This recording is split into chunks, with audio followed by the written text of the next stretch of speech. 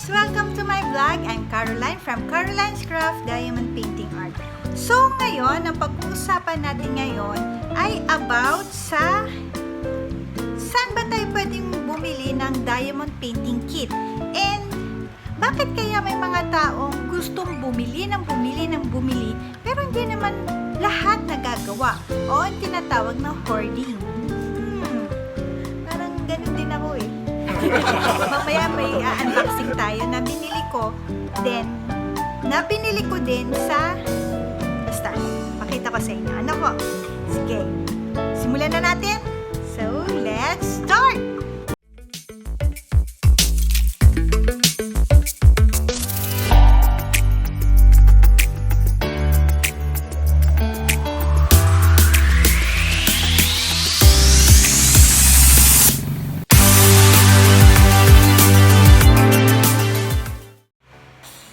Ayan guys, so ito. So ano muna ba yung hoarding? Kasi sinearch ko yung hoarding kung ano ba yung ibig sabihin ng hoarding. Ang hoard daw, pagkukolekt, pag-stack, at put them in the huge stockpile. So talagang nangongolekta sila, nag-i-stack lang sila ng mga bagay-bagay na gusto nilang kolektahin. So parang ganun din ako, nakaka-relate ako. So, may mga na-search din ako, bakit, ano yung reason, ano yung dahilan, bakit minsan nag-hoard yung ibang tao, or sometimes ako din yun. Bakit? Number 1, kasi yung item na yun ay useful or valuable in the future. So, parang naiisip natin na magiging useful to o mapapagkitaan natin ito o magagamit natin ito sa future kahit hindi pa ngayon, di ba? And number 2, may sentimental value daw yun. Yung binibili natin ng napakadami and then ini-stack lang natin, parang gusto nating bilhin kasi na may sentimental value na nafe-feel natin kapag kinokolekta natin doon. Ano po? And then, isa pa kasi, minsan kasi, di ba sa isang store, parang biglang magsisale o kaya biglang nagkakaroon ng mga voucher na pwede natin gamitin para sa pambili ng mga item na yun. So, parang sa atin, sayang naman, minsan lang to. So, yung minsan, napapadami minsan na. Ayun. And then, yung pinakalas na marami pa to, pero yun lang parang nakarelate ako, yun ang kinuha kong reason. So, pinakalas na reason na nakuha ko ay feeling ng satisfaction tsaka enjoyment. Totoo naman. Kasi, once na bumili ka ng napakarami, na hindi mo naman to kailangan, ganon. Pero para sa iyo, feeling mo pagka nabili mo to at nakuha mo to, satisfied ka. At syempre, masaya yung feeling mo, yung heart mo masaya. Ganon. Ganon ang nafe-feel ko rin kapag nakukuha ko to. Pero syempre, in the back of our mind, malungkot din kasi bayarin. After that, parang biglang ang laki pala ng bayarin natin. Pero, kung ano naman, mas maganda kasi, budgeted din. So, yung mga nag-hoard, siguro naman, budgeted din nila yon. So, ayun. Wag lang, may mga nag-hoard na hindi na talaga kaya ng expenses. So, sa mga nag-hoard, pwedeng bumili basta kaya ng budget. Ano po? Ayan, tips yan. Kaya wag mag-hoard kung hindi naman kaya. Ano? Kapag kaya na, pwede na. So, ipakita ko na sa inyo yung mga na-hoard ko. Konti lang naman to, siguro mga 10. Pangalawa na tong hoard ko, hindi ko na napakita yung last time. So, ito yung pinaka-last ko na siguro, sana, ito naman project ko na to, may project akong gagawin kasi, kaya medyo nag-hoard din ako at sayang din yung voucher. So ito, lagi ko naman ito nasasabi tong shop na to sa ito dito ka nakuha sa, ayan, dito. So, ilalagay ko na lang yung link sa baba kung saan ko nakuha. So, sa Lifetime Solution. So, bakit nga pa dito ko lagi nandito bumibili? So, gusto ko lang i-share sa inyo kung ano ba yung kinatutuwa ko, kung bakit dito ako bumibili lagi ng diamond painting. So, ang gusto ko kasi yung design. Yung mga design, medyo marami kasi sila mapagpipili ang design.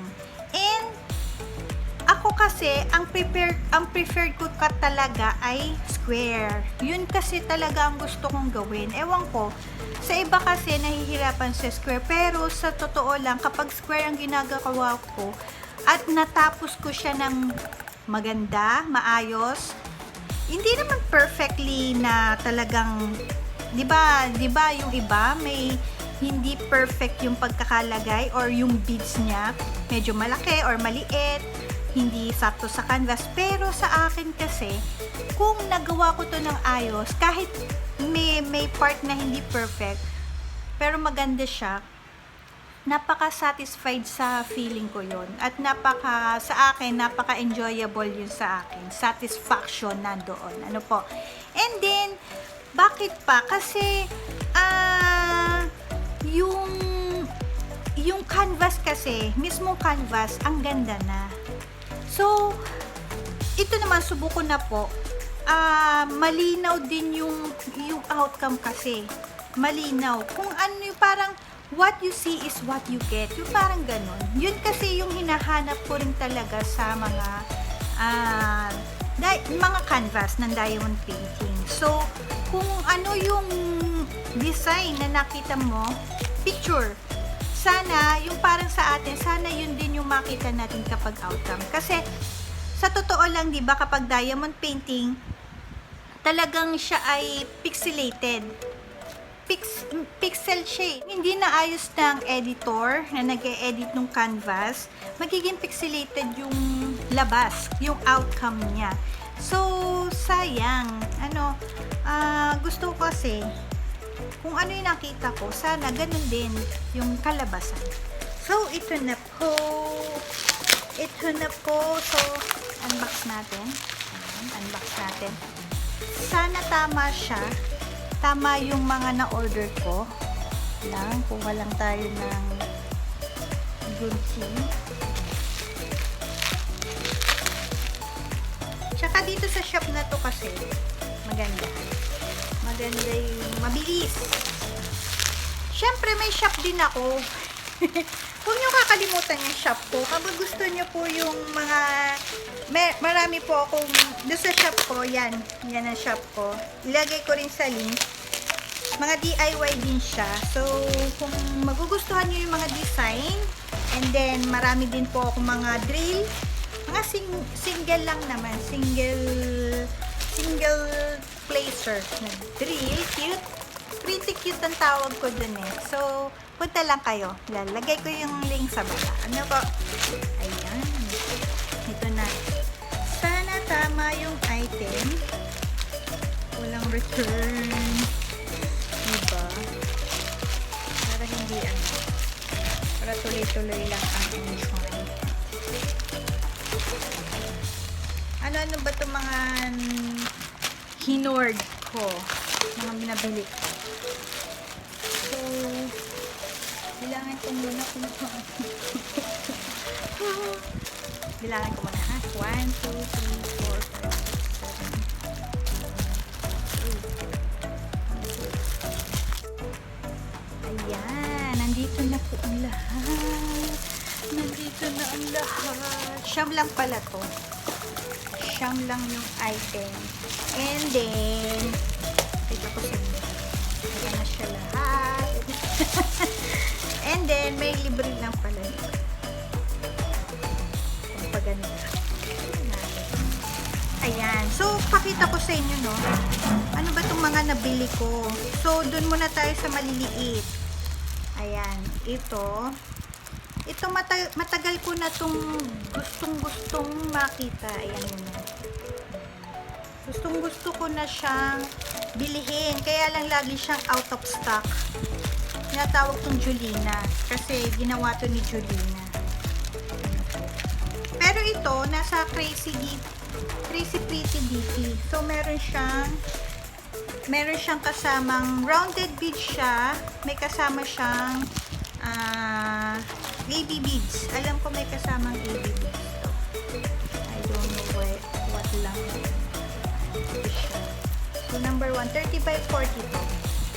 Julina. Gusto ko tong canvas na to kasi makulay. So, sana makulay din siya. Ayan siya. So, ito nilalabas ko na kasi ilalagay ko siya sa clear book para mag-flatten naman siya.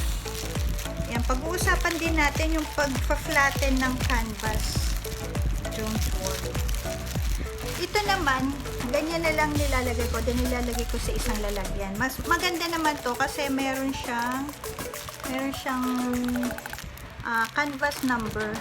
So, kapag kinuha nyo uli sa clear book, madali lang siya. Next, ito. May rounded na ako ni Sailor Moon.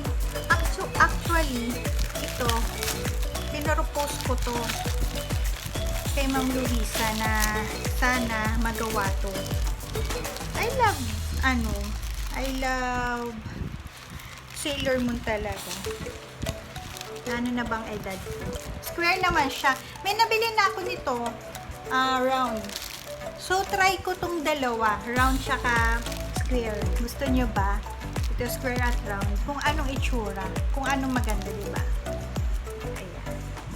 30 by 40 rin siya. With AB beads. Karamihan ng kanila nang lumalabas kay Ma'am Luisa ay ng mga ABs niya. May lagi nang meron siyang random na beads na pwede natin gamitin. So, ito 156. Ito ay Mystery DP. Tingnan nyo nga. 30 by 40 rin to.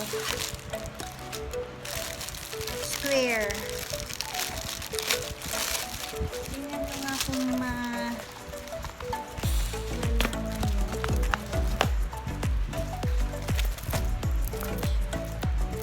kita nyo ba? Kita nyo ba? Parang gusto ko siyang gawin. Parang maganda siya. Parang maganda siya. Oh, kita nyo ba? Let's do it. Yun ang next ko. Next natin. Ito yung bagong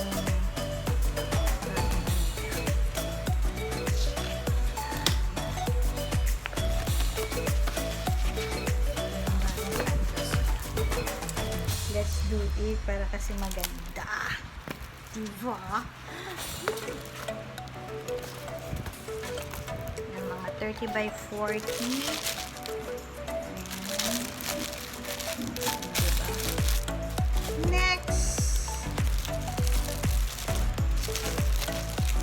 Next na tayo, medyo malalaki na itong mga to. Ito muna. Ito cute din to, oh. Look nyo. Rainbow Girl. 35 by 45 siya. I love colorful na DP. I love Pero no worries, mga happy mates. Isunod ko yung paano kapag yung mga ganyang gusot. Kasi makikita yan sa kapag bigyan ko kayo ng tips kung paano pagka mga ganyang gusot ang matatanggap natin. Kasi sa totoo lang, kahit gaanong kaayos ng packaging nung ating mga seller, katulad ko, sa totoo lang, ayos na ayos yung packaging ko, pero syempre hindi rin maiiwasan na yung courier, di ba? Courier din kasi yun na ito, medyo malalaking canvas nito. Superman! project ko rin kasi to. Pagbebenta ko rin. Kaya binili ko siya. Kung mapapansin nyo, diba, puro ano siya. Ito may AB beads din to. Puro may AB beads. Ito, anong size nito? 40 by 55. Si Superman. I love blue. My favorite color is blue. Any blue. I love it. Next. Ito tayo.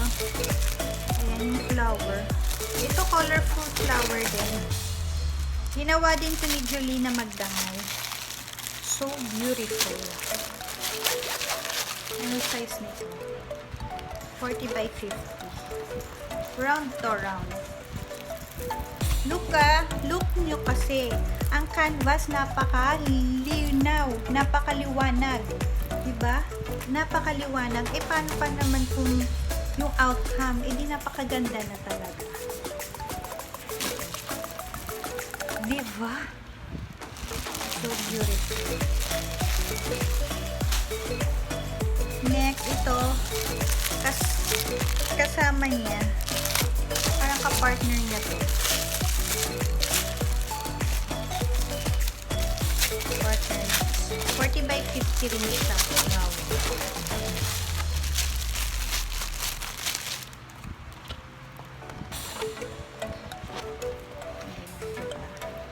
Ang ganda-ganda! Para siyang mandala flower. So beautiful! Next, ito muna. Ito sa Tracy DP na ano, dito.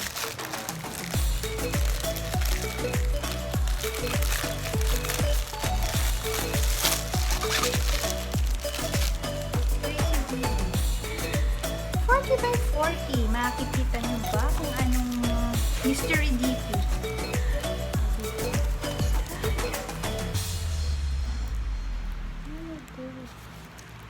Kita nyo ba? Oh, ito pala yun. Parang ano siya? Parang parrot. Diba?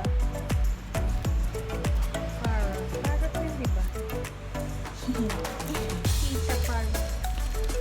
Parrot.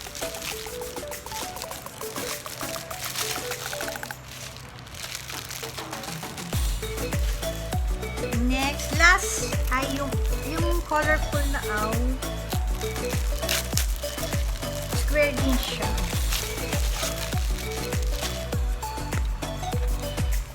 Square din. Oh, diba? So colorful! Siyang gawin. Ano kaya ine-next ko? O, diba? O, diba? So colorful. I love the color. Ano to? Anong 40 by 55. Medyo malalaki.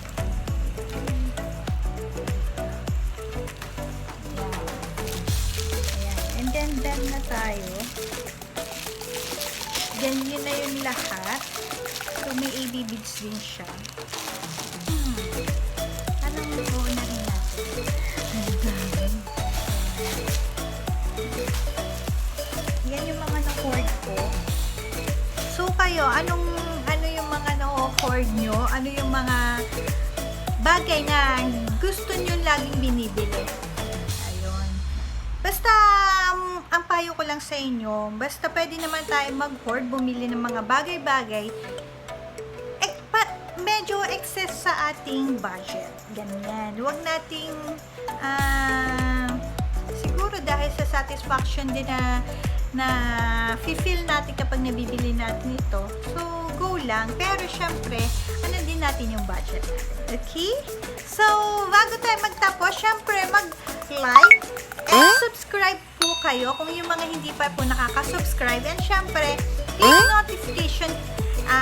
notification para lagi po kayong updated kapag lagi po akong nag-upload ng videos. Bago po tayo magtapos, kailangan ko lang sabihin sa inyo na everyday is happy day. So, enjoy life lang, and then kung saan po tayo masaya, so go for it, okay? So, thank you for watching and bye-bye!